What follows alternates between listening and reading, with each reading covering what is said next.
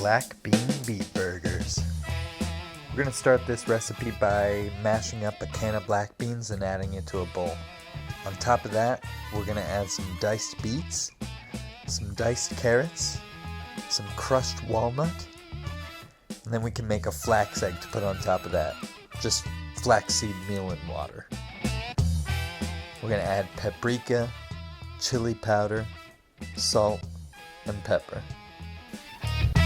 Then we're going to combine these ingredients well by mixing. We can form this mixture into patties.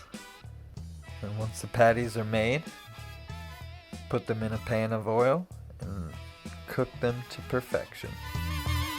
Once that's done, you can put it on a bun or a bed of lettuce, add some avocado, and then enjoy.